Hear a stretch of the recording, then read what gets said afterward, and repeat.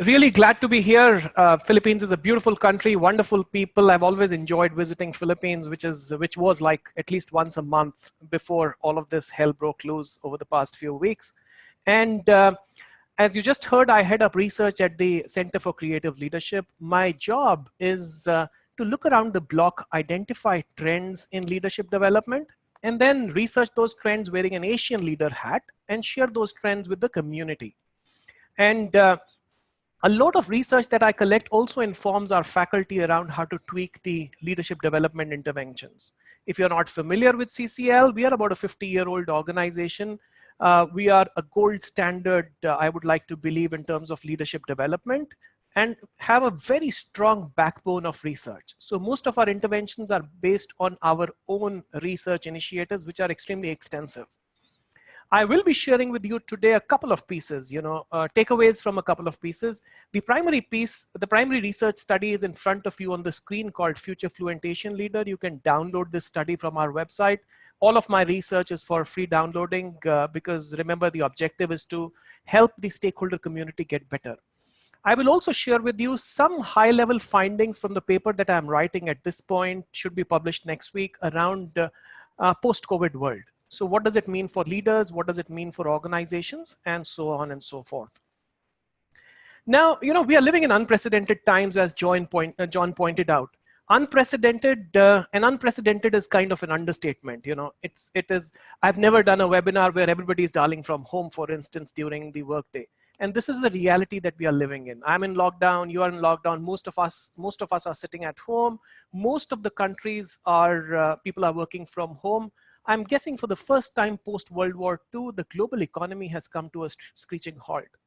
So even if your organization suffered in the 2008-2009 financial crisis, even if your organization went through grief during SARS in 2002-2003, these are strange and difficult times for all of us. This webinar, as John pointed out, the theme for this week is not about how you can do more in terms of training and development for your organization. I understand a lot of you work in the leadership development, training and development function. Some are in HR, some business leaders are also joining us today. So this webinar will not tell you how to get better at your role. This webinar is for you as leaders, for you to become more impactful and dealing with the COVID crisis and looking at the future as Asian executives.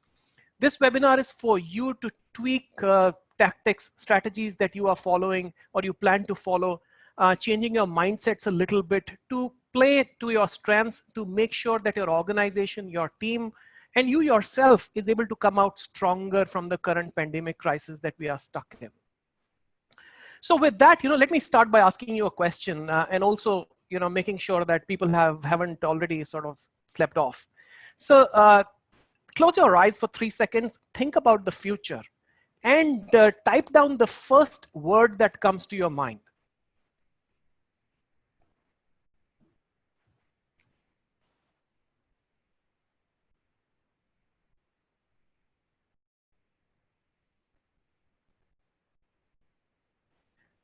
I am still trying to figure out. Okay.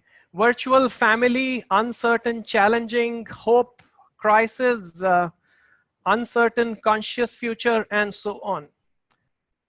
So you get the drift, people are concerned, people are worried. There is a lot of uncertainty at this point, and it is showing in the responses that you are sharing at this point in the group.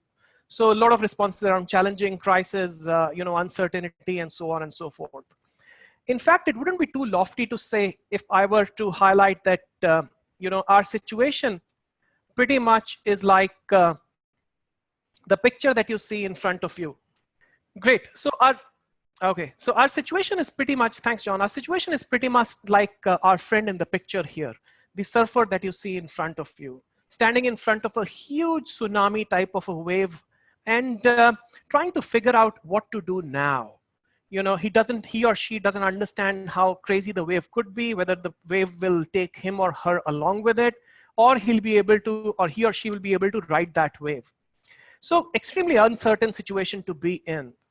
The best bet our friend has is to somehow manage to ride this wave, the tsunami of a wave in front of the surfer.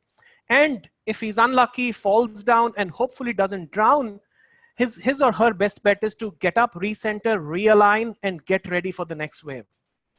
Our situation is pretty much like this. Uncertainty, people are scared, people are worried, not only about their health of their friends, health of their family, their teams, but also the economic scenario. Will we have our jobs going forward? Will we see, salary cuts? Will our role become redundant, and so on and so forth? So serious situation to be in. Also, the economic situation is not any more encouraging.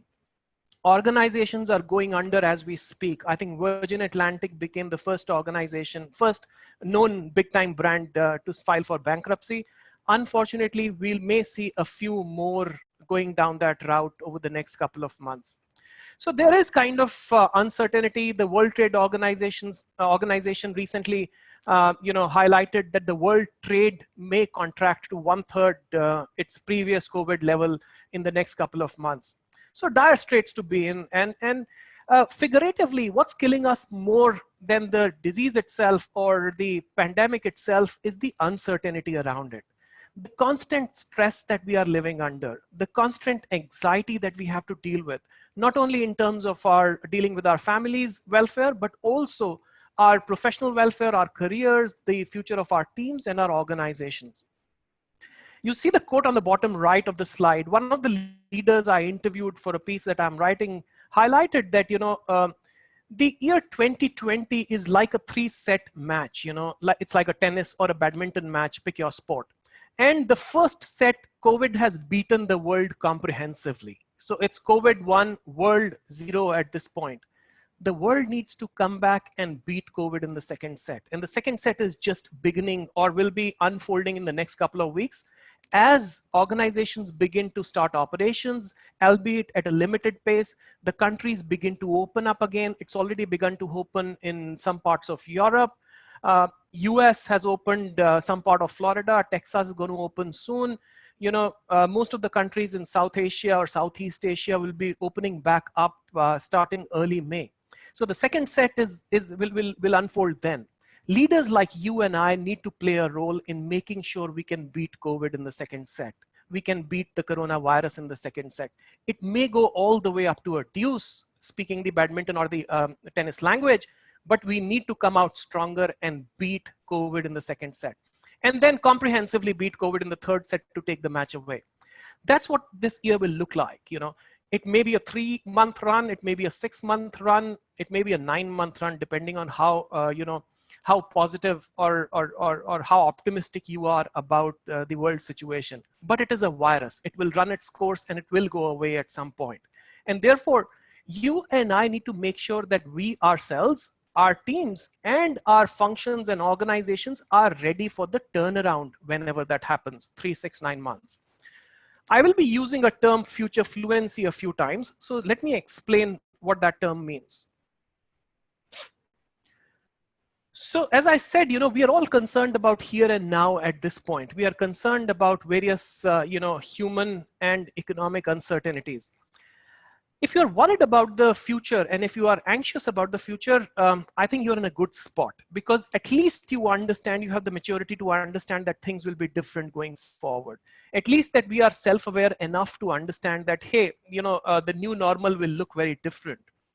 A lot of us have already moved on from that state of anxiety, and we are more aware about the future, how it will change things in our organizations, how my teams may get restructured. For those of you in learning and development, how the function may undergo changes, what does it mean in terms of the digital fluent talent I need in my organization, and so on. At the other end of the spectrum, future fluent leaders are not only leaders who understand all of that. Future fluent leaders are the ones who are already taking action steps to prepare themselves, their teams, and their functions for the new world. They've started taking baby steps in there. Future fluent executives almost have their head on the swivel. They are able to look around, identify trends, assimilate those trends, and take specific action. These are leaders who think differently, about situations and problems. They feel differently about communities, about teams, about customers, clients. They act differently such that they are doing quote unquote the right thing, and they learn differently. They have a growth mindset, willing to learn, willing to get better. There are some paradoxes, mindsets, and capabilities we executives, whether you are in training and development function, business function, you're in functional HR, and so on, we need to develop some of these mindsets and capabilities and deal with some paradoxes to be able to win the second set and go out stronger from this pandemic situation. Let me start sharing those one by one. So the 5 paradoxes that I'll share with you are choices we will need to make. These are dilemmas we will need to overcome and navigate. These are situations that we will need to deal with and come out stronger. These are people paradoxes. These are organizational paradoxes, paradoxes around technology, around communities, around our organization design, and so on. The first paradox that I want to share with you is slowing down versus going fast. Now we are living in extraordinary times. We are living in extraordinary times which needs extraordinary leaders. Extraordinary leaders to take extraordinary steps and fast. In this situation, it is easy for the leader to get carried away and be trigger happy, start shooting in all directions, taking actions that may not be the smartest actions to take at this point because he or she wants to take quick action and show the manager and the organization that, hey, I'm completely in control. These may be investments that you end up making. These may be the cost cut measures that you may end up taking at this point. The CXOs we interviewed for the research highlighted that that may not be the smartest thing to do. This is also a time to sit back, for not for long, but for a few moments and reflect, to be self-aware, to look deeper within, perhaps to look at the purpose of the organization, whether the purpose will be served post this COVID situation or not. How do I need to tweak around the edges and so on? What does it mean for my learning and development functions? What does it mean for the technology that I'm using and so on? It is a time to take a deep breath, think about some of these things before you start jumping into action. Secondly, think about potential tripping points. So if you were tripped around digital learning in your organization, it was a tripping point. And you may want to ask why that happened. Why wasn't my organization ready with the digital strategy? There were presentations last week that Diana, my colleague, made and Vanessa made around digital learning and so on. And they did talk about strategy.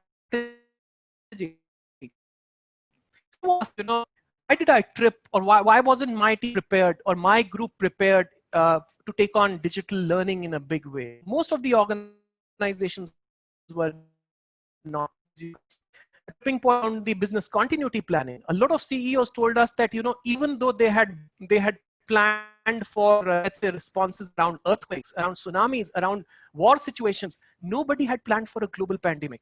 Even leaders who were struggling with the SARS issue a few years ago, even they hadn't planned for the pandemic situation in their business continuity planning.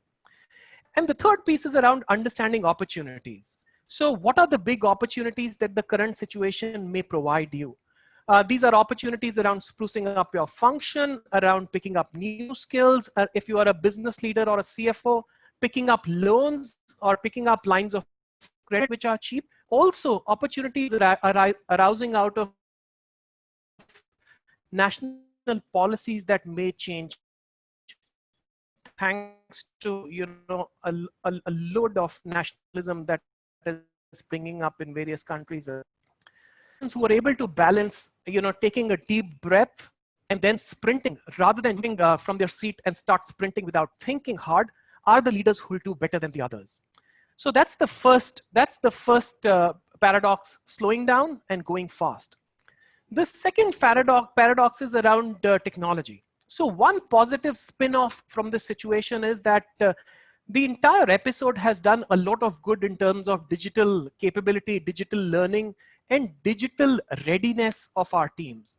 People are much more ready to dial from their homes, attending such webinars from their homes, perhaps, adjusting well to the collaboration platforms, to communication platforms that are all over and being used by organizations and teams. One of the leaders I spoke to told me that, hey, Sunil, we've seen 10 years worth of digital disruption happening in the past 10 days.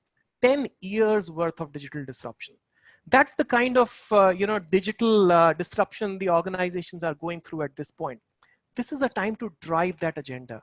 If you're a training and development leader, make sure that you are making a business case for digital learning at this point. Make sure when the organization opens up, make a business case for better collaboration platforms. Make a business case for investing more on IT infrastructure to support digital learning. However, one risk at this point is around the fact that because people are working from home, they are not going to the offices, they may lose connect with the culture of the organization. If this goes on for too long, you're not walking into the office reception area every day in the morning and looking at the office logo, meeting your teams, meeting your managers, having lunches together, and therefore that cultural connect with the organization may become weaker. Also, the engagement may take a hit.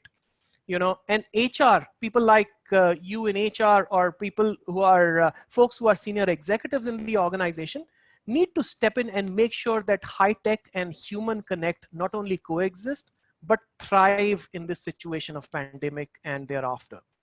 That's the second paradox.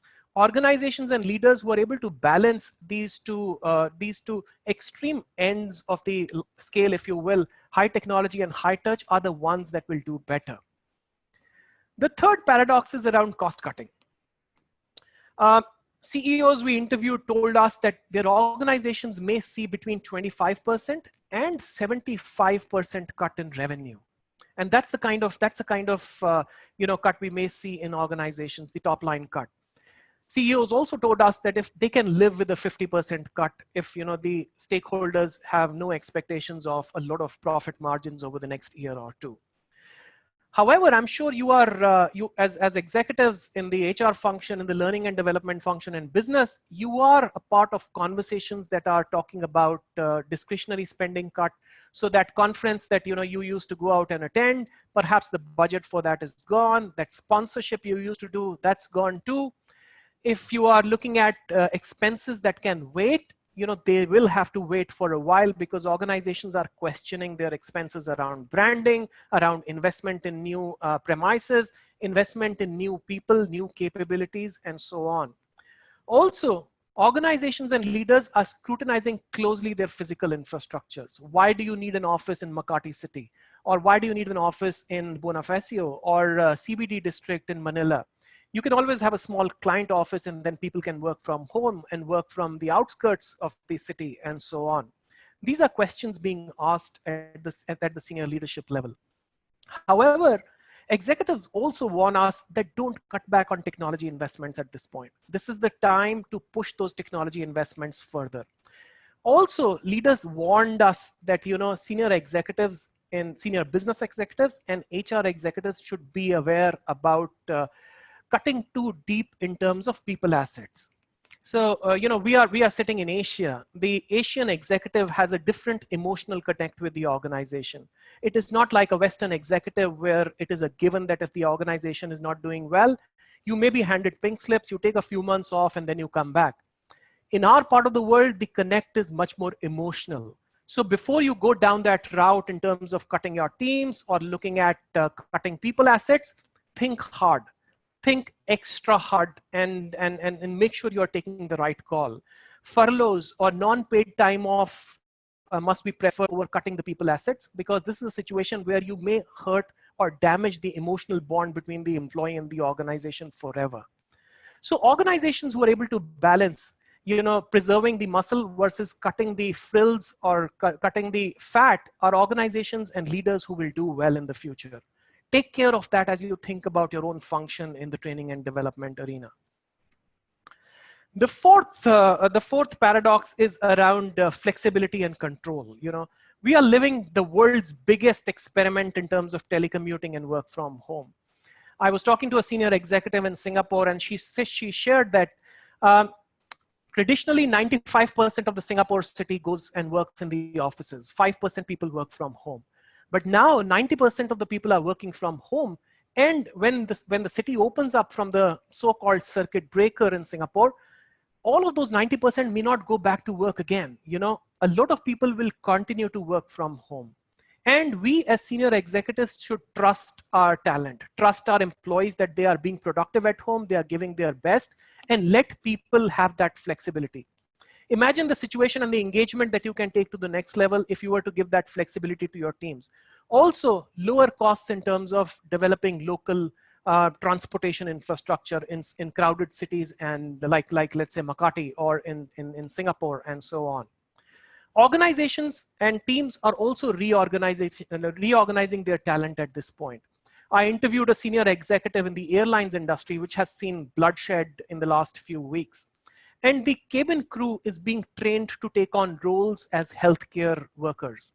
They are being trained to work in the tourism industry because the underlying skills are very similar. So this is a good time to ask, how do you restructure your own training and development function?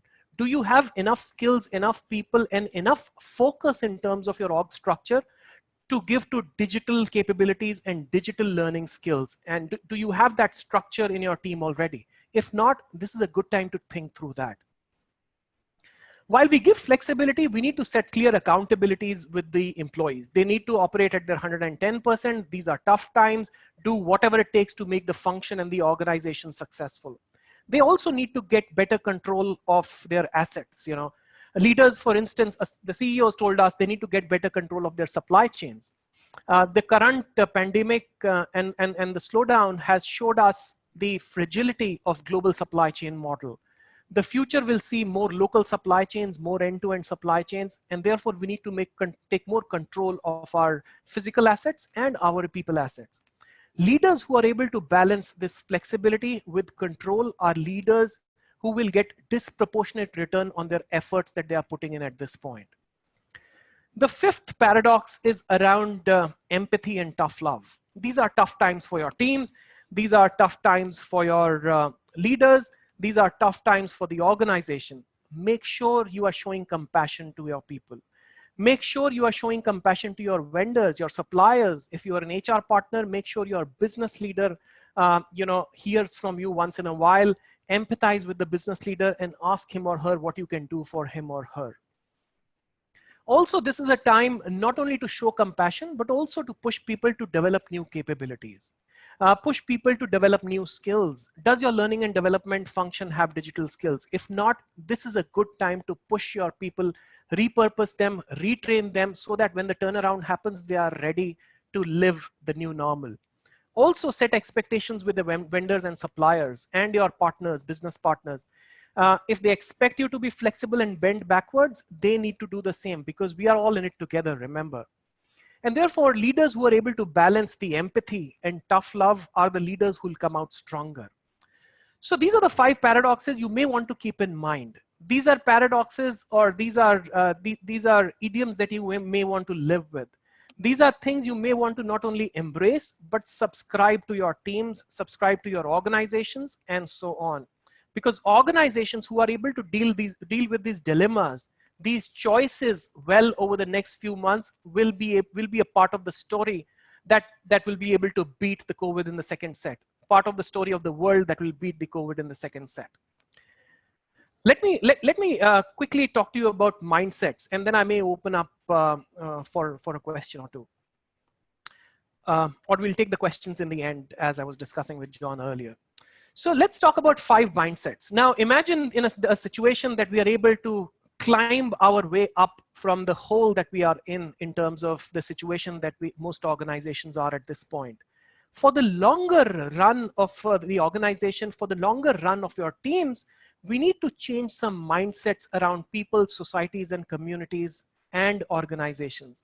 And here I'm wearing a very strong Asian hat. As Asian executives, we need to do things slightly differently because the context in which Asia operates is very different. You may have seen how Asian economies and countries have dealt with the COVID situation as compared to how the West has dealt. My heart reaches out to people who've lost lives and people who are going through grief and pain at this point. But think about the tactics and strategies deployed by Italy, UK, US, and the tactics deployed by your own country, Philippines, Singapore, Sri Lanka, India, and so on. The context is different. The situation is different. And therefore, leaders here in this part of the world need to have a different mindset going forward. There are 5 mindsets I want to highlight. The first mindset is around the can and should dilemma. Now we are living in, if I'm talking about the developing Asia, we are living in a different context. The contrast that we see on the socio-economic terrain is extremely stark in terms of people and their living conditions, in terms of people having food on the table, in terms of the luxury of, the luxury of materialistic things that we can enjoy in our countries and so on.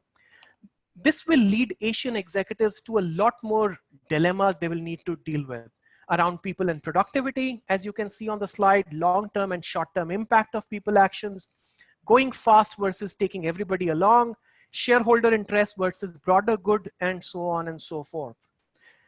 And the biggest dilemma is what I call the can and should dilemma. Now, let me explain here. For instance, if you are a leader in the technology company or a manufacturing company, let's say, the technology allows you to completely change your assembly line to make it more technology friendly and automate it in the next 6 months. We can do that using technology. However, should we do that? Because that will mean in huge redundancies, instability in terms of the social community in which the organizations operate, and so on. A lot of our developing world has pretty lax regulatory requirements around environment, around pollution. While we can make more margins by ignoring pollution, should we do that? Therefore, leaders in the developing Asia will need to ask these questions more frequently. They will need to do the right thing, what is right for them, their teams, their organization, and also their communities, their societies, their economies, their regions, their countries, and so on. That's the first mindset change that we need to bring about looking ahead over the next couple of years as an Asian leader. The second mindset change is around what we call unknown unknowns and black swan events. So future Fluent leaders not only solve for the here and now, they look around the block and solve for challenges that the conventional wisdom neither identifies nor solves for, what we call the unknown unknowns. Now the jury is out whether the COVID situation or the COVID-19 situation is a black swan or not. The whole world is calling it black swan, but I would still say that if somebody was tracking the healthcare data in Asia for the past few years, he or she would have seen a spike in pneumonia cases in southern China, or in a district called Wuhan, or in a city called Wuhan. And therefore, the jury is out whether it is a black swan or not, a clean unknown or not. So let's assume it is. Now, unknown unknowns are called unknown unknowns because they are hard to predict. So you may ask, how do I predict unknown unknowns? There are a couple of capabilities that you can ignite in your teams, in yourself, in your groups, in your organizations to make them better placed to deal with and identify these unknown unknowns. These are capabilities such as curiosity, such as being able to draw analogies. So now there are a lot of papers being written about countries that have seen a crazy spike in COVID and countries that have seen a crazy spike in malaria. Is there an analogy there? Is there an analogy between how ready organizations are on the digital front and, let's say, whether they lived through SARS or they lived through MERS, the Middle Eastern syndrome, and so on? So drawing analogies is another quick skill you can provide your teams to deal with these unknown situations. Also, leaders must be humble and inclusive. Leaders must appreciate that they don't have all the answers. A lot of answers to the current challenges may come from different quarters, and therefore invite others to join the conversations, the dialogues, invite opinions that are not that are very different from the leader's his or her own opinions, and so on. Organizations and leaders in Asia who are able to predict maybe 1 or 2 of the next 10 unknown unknowns over the next decade or 2, and there'll be plenty, will see a huge lift in terms of the benefits, in terms of their preparedness, in terms of their risk mitigation over the next couple of years. So that's the second mindset. Train your teams and be ready to deal with those unknown unknowns. Train your teams to understand that they need to go out and identify some of these unknown unknowns. The third mindset is around looking east for solutions. Now, as I started this segment, we in Asia, especially developed Asia, are very different. The contexts are very different. The situations are very different. And therefore, a lot of solutions to the challenges in Asia will come from our own backyards from within Asia.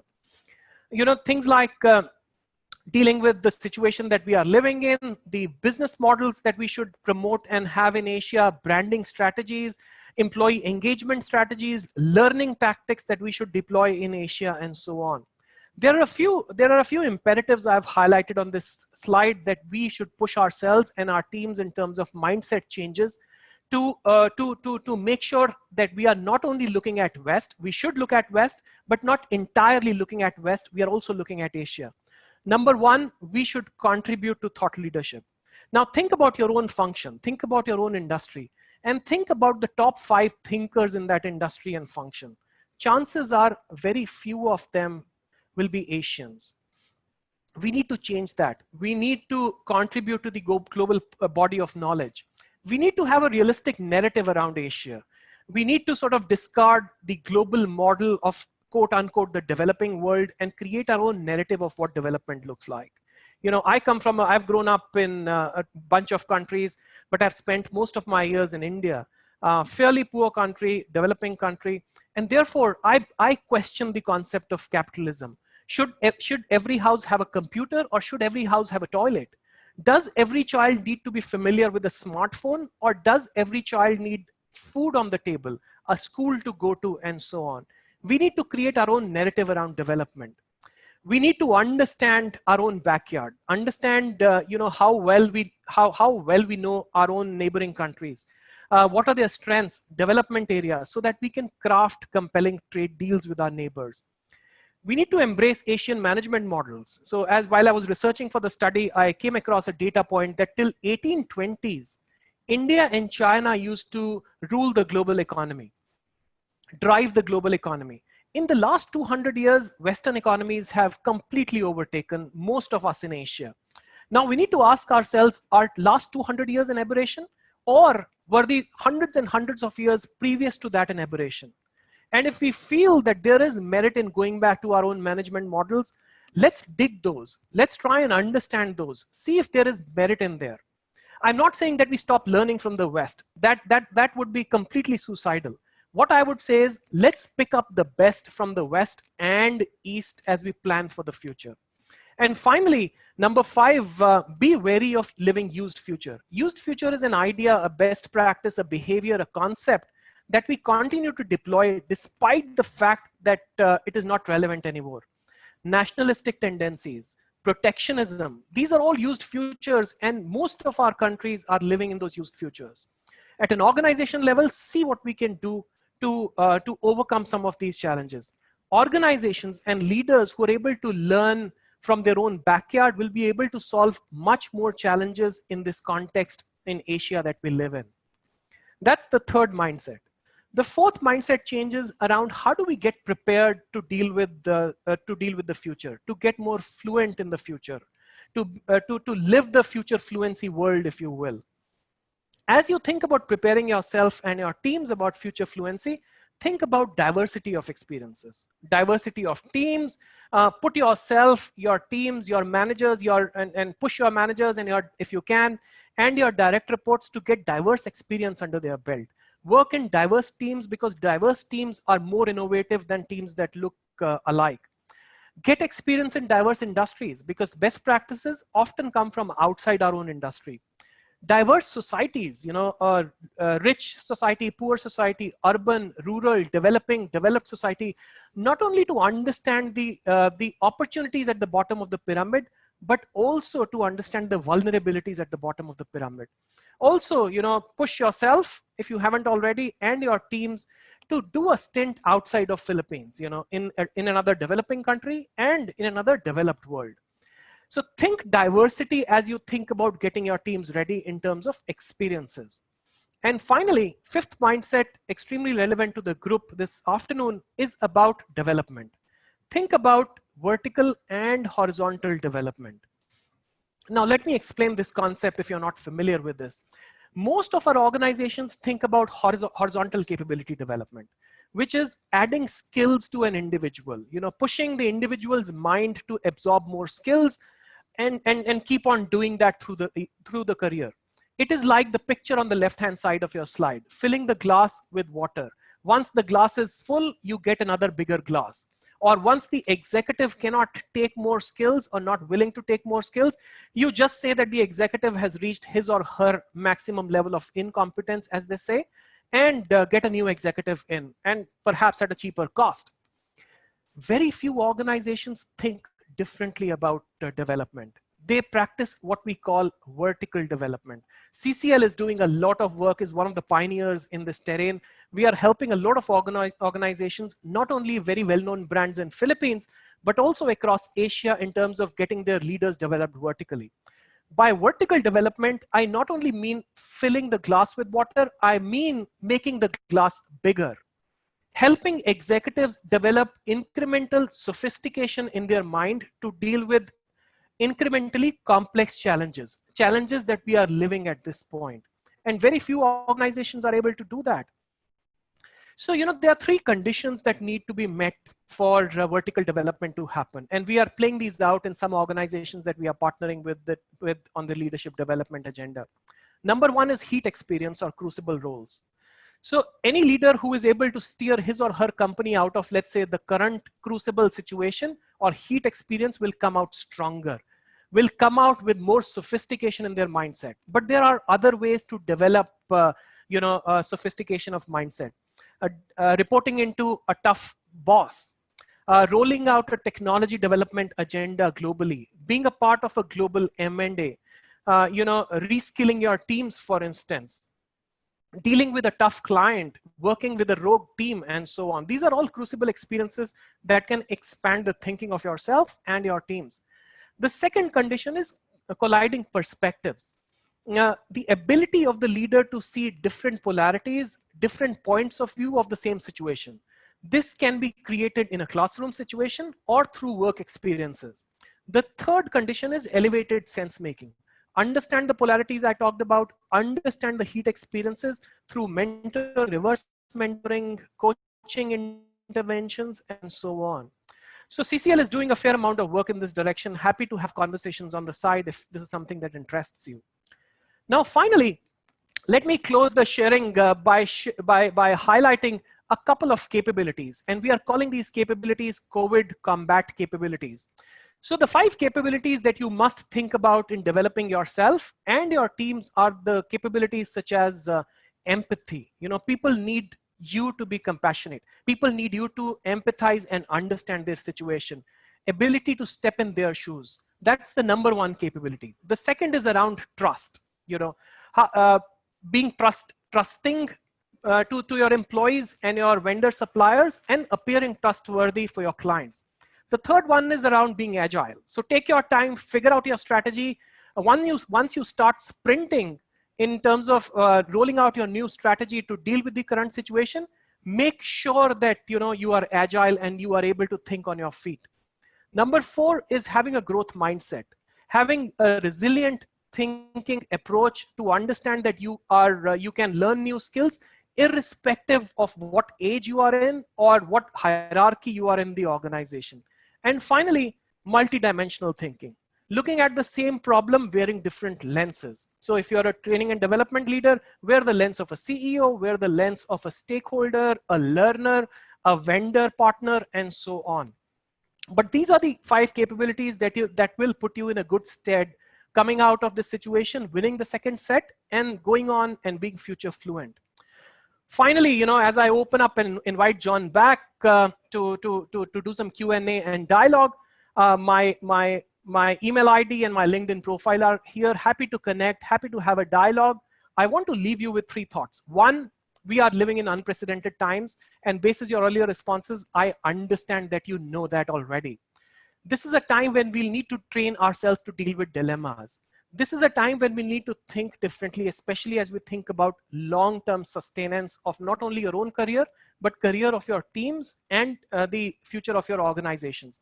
Also, this is a time to build new capabilities in not only yourself and your teams, but also as training and development leaders, help your organization develop those capabilities. So with that, let me hand over back to John. Hello. Hi, Hey, Sunil. Can you John, hear me again? I can hear you loud and clear. Amazing. Thank you very much for that very intense lecture. I really loved how you cluster the paradoxes, the mindset, and the capabilities in three different things, because I think people will be able to distinguish very intuitively how to interpret themselves as future fluent leaders in relation to those three types of differentiations. Um, Before we go on to the Q&A, I just want to put a question and a challenge to the audience. And this one is, I am testing the poll function of Zoom. The question is, and I'll be launching it in a bit, the question is, in a range of 1 to 5, 5 being the most future fluent leader, where would you rate yourself? And I want people to be able to answer very honestly. This is not a technical or scientific way that we're doing it. We want to get your perception so that we will be able to use that as an insight to our discussion in a bit. So I'm gonna launch the poll now. So you see that 53% of people think that they are on the level of 3 on the average in terms of future fluency. Very few are on 5. 32% think that they are on 4. 15% think that they are on 2, and then 1% think that they're 1. What do you think of this number, Sunil? So if this is the number we are living with, we should be proud of the PSTD community, because it's a bell curve, and I see bell curves pretty regularly when such a question is asked. But a lot of it is leading towards ones and twos rather than threes and fours. So if half of the community here is at a number 3, which is middle of the scale, I think we should be proud of what we are doing.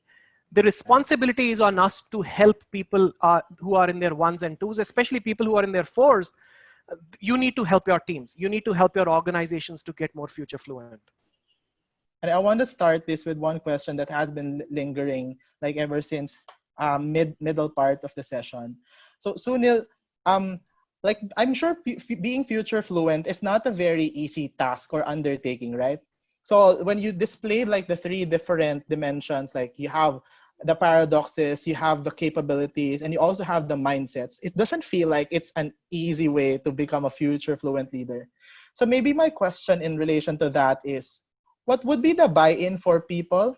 Why would they want to be a future fluent leader to start with? And I know that you had some discussion at the beginning about it, but we just want to flesh it out, because not a lot of people are future fluent. That's research based.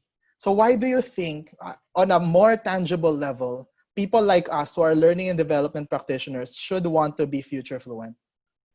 So I'll give you a stark answer to that. We are living in a huge disruption at this point. It is a reality that a lot of people and I'm saying this because there are a lot of training and development function leaders in the group here who have dialed in. We are living in a situation where a lot of our colleagues in business are not ready to deal with this disruption and the future they're in. You must push them to be future fluent, because this is not the last disruption that we are living in.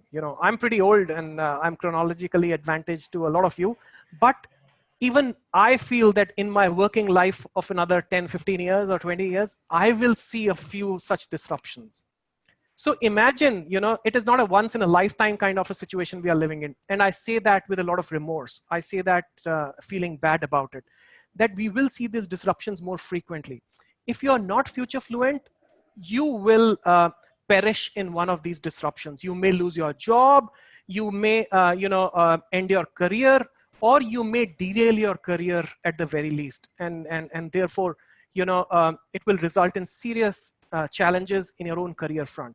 So I would say future fluency is necessary to survive over the next 15 years. It is not an either or, it is a must in terms of preparedness. Managing these paradoxes, this is a very tough and balancing act for leaders. Like even the best leaders have a hard time managing these paradoxes. If we are to prioritize among the 5 paradoxes, what would you consider as the most important anchor that we can start with for us to make right decisions to become future Fluent leaders? So two come to my mind, and I'm talking about the current situation, the situation that we are in at this point. There are two that you may want to think through. One is technology and high tech, because we are living in a current situation where people are comfortable for now dealing with the, dialing into collaborative platforms. We need to make sure that this momentum is carried out in terms of technology disruption. Right. So that's one that I would say is the number one. And equally important is the last one around empathy. This is a time when we need to stand by our teams. This is a time that leaders must be aware that, there is if we don't deal with this situation smartly, we may rupture the emotional connect that people have with their organization forever. So I would say that, one wearing a more human hat, the empathy one, and one wearing a more technology, training and development leader hat, that's the technology one. So Right. those two I would prioritize over the rest. Right. Let me just make a follow through on that question. A lot of people would think that if you are going to be digitally inclined, you will also have less empathy. Like some people would say that they're inversely proportional. What can you say about that? What can you say about the idea that people who are inclined towards digital can also actually be compassionate and empathetic? Oh, absolutely. So, I don't agree to that statement, John. Right. And, and if you look at the most tech savvy companies, I don't want to name names of the organizations, but think about the top of the line tech savvy organizations. They have some of the best employee engagement strategies and tactics in place. These are also organizations where a lot more people telecommute and work remotely. So these are also organizations that are at the forefront of artificial intelligence and technology. But they have some of the best employee engagement practices. Books are written on their employee engagement practices, and I'm giving you enough hints to the organization that I'm talking about. Yep. So I don't believe that it needs to be an either or. They can completely coexist. It needs a different mindset in our HR executives. It needs a different mindset in terms of HR's readiness to make sure that human touch and high tech can thrive together. Right. And in relation to that, especially on empathy, this is a question from Michelle Aubrey Garcia. She said, can you give us a concrete example of how to be emphatic to the employees while also driving productivity in the organization? Because again, these two sometimes tend to be a bit polar, especially when everyone is on a highly stressed environment. So what type of concrete example or tip can you provide us on this? Michelle, this is a great question. In fact, one of the questions I was asked in an interaction that I was doing with the CEO a few days ago was around how can we be empathetic and still drive cost reduction? That's even more stark. So at the one end, we are talking about being empathetic. At the other end, we are telling people, hey, we are taking your jobs away. That's as stark as it gets. So, I would say that these both can coexist. Being complete driver of productivity, being complete driver of cost reduction, and empathy can coexist. By empathy, and don't get me wrong, I do not mean by empathy to make sure that hey, you're letting people be, hey, you're letting people deal with the situation at their own pace. No, that's not what empathy is at this point in time. Empathy at this time is being transparent with people, not blindfolding people and giving them surprises at this point. For instance, if you are driving productivity and you want to push people to do two people's job at this point, first, step in their shoes, understand the situation they are going through, but also tell them that these are hard times. We love you as an employee. We want you to be a part of the organization. But hey, you need to work 200% at this point. Otherwise, there's no place for you in the organization. So if a manager was to have this conversation with his or her direct report versus sending an email and saying, hey, Sunil, you need to work 14 hours from tomorrow morning. Otherwise, your job will be gone after 3 weeks. So think about these two contrasts in approaching the problem. By empathy, I mean being open, being honest, being transparent, and putting that extra effort in communicating your feelings to your employees. You can still be empathetic and drive productivity. You can still be empathetic and let that employee go. As long as the employee feels that, hey, my boss is doing whatever he can or she can to retain me, and he will do or she will do whatever he can and she can to help me get another role or another job. So that's a long answer to a very smart question. For a very West-centric belief in leadership, because there are a lot of Western-centric companies also in the Philippines, how do we sell and start the Asian view of leadership? So it's a very interesting question. I'm hearing it for the first time. So thanks, Mr. or Miss Anonymous, for the question. And it's a real situation. I myself work for an organization that is headquartered in the US, and a lot of our clients are working in Western MNCs, headquartered in US and Europe. So, I would say that there are a couple of things you need to keep in mind. Organizations will always have their headquartered culture that will dominate the enterprise across the globe.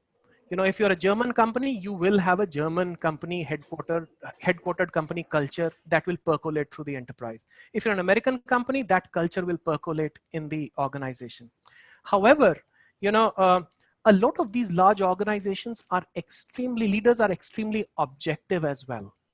As long as you show them as long as you are smart enough to show them the business case around looking at East and not looking at West for some of the tactics, I can promise you they'll at least listen to you. I can promise you you'll get an audience in an executive team meeting or a board meeting. The management style in the West, or I would say and when I say West, I mean Europe and US, is extremely objective.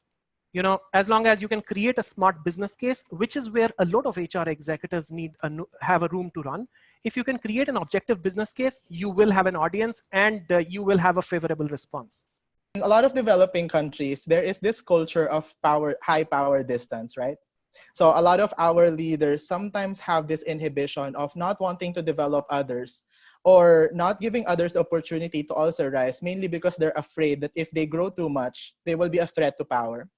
And we think that this certain culture, as very prominent as it is, serves as a blockage towards leadership development. So there are questions here about and let me wear my L&D hat now, right? My learning and development practitioner hat. As L&D practitioners, whether we're managers or just officers, how do you think we can manage around that type of culture, wherein our leaders themselves are having a hard time accepting giving people authority and power, mainly because they are afraid? And I talk here in the perspective of government and private, that they are afraid that power will be threatened if in case other people around them will also develop. Can you give us some tips on that? Oh, that's a tough one, John. You should have pre-wired me on tough questions. Well, that's But why you're here. I'll take a stab at it. So Right. there are two kinds of organizations I can think of where something like this may play out, or let's say three kinds of organizations.